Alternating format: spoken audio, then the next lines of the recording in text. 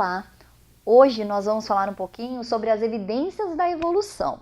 Então, nós temos 4 tópicos que são os mais importantes: a anatomia comparada, a embriologia comparada, a bioquímica e os fósseis. Então veja, quando a gente fala de anatomia comparada, a gente está falando mesmo da estrutura corpórea desses indivíduos. Então existe o que a gente chama de uma homologia. Então a homologia significa homo é igual, né? Estudo dos iguais, isso, estudo de estruturas iguais. Dentro dessa questão da homologia, eu posso ter estruturas que exercem funções semelhantes e que têm a mesma origem embrionária. E eu posso ter animais, né, indivíduos que tenham estruturas que têm a mesma função, mas não têm a mesma origem embrionária.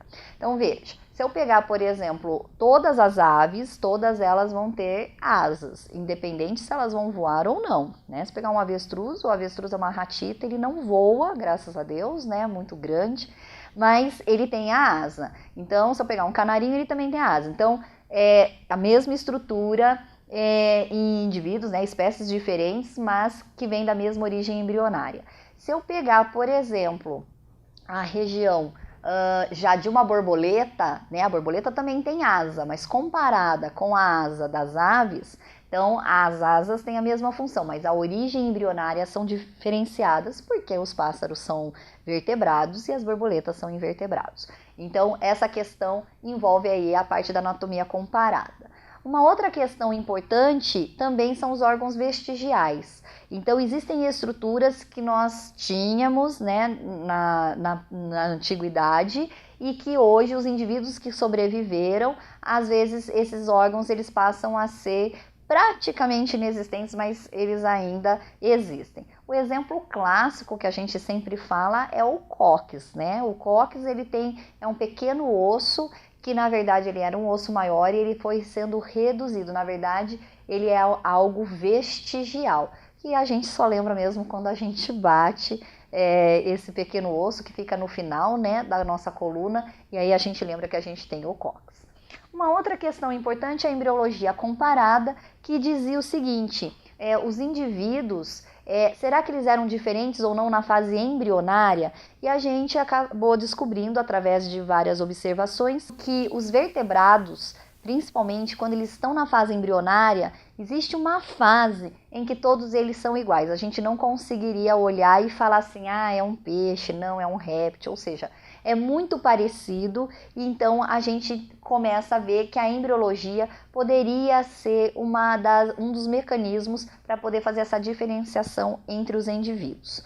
Um outro tópico importante é a bioquímica, que veio para evidenciar, através de atividades metabólicas, um exemplo, o tipo de excreção, né, que os animais fazem conforme o ambiente. Então, esse tipo de estrutura de elemento, né, melhor dizendo, pode então ajudar nesse processo de evidenciar essa questão evolutiva dos indivíduos. E por último, e não menos importante, nós temos os fósseis, né, como uma evidência. Então, a paleontologia, que é o estudo aí dos fósseis que são encontrados, vem aí ajudar principalmente no processo relacionado com o aumento da diversidade, vem mostrar também a questão da modificação constante, né, que os indivíduos sofrem através dos processos de seleção natural e de evolução.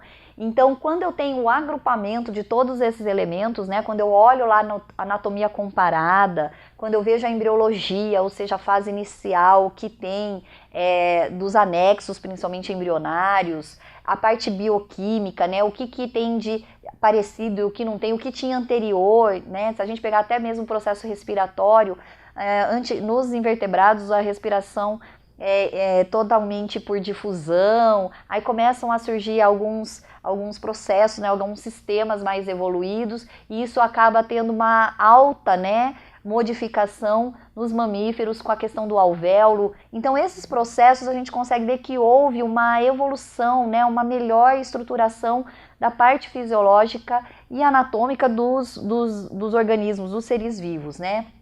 principalmente dos animais do que a gente está falando. E os fósseis, então, que vêm aí complementar o que existia anteriormente e o que foi modificado. Então, através disso, a gente consegue evidenciar esse processo evolutivo, que foi algo que veio, né, algo como uma hipótese com o Darwin, e que daí com o neodarwinismo a gente consegue comprovar toda essa questão da mutação, a questão do crossing over, a questão das segregações que podem gerar aí alterações, enfim, mecanismos aí que a parte genética, de tecnologia, vem auxiliar dentro desses fatores. Eu espero que você tenha compreendido. Até um próximo encontro.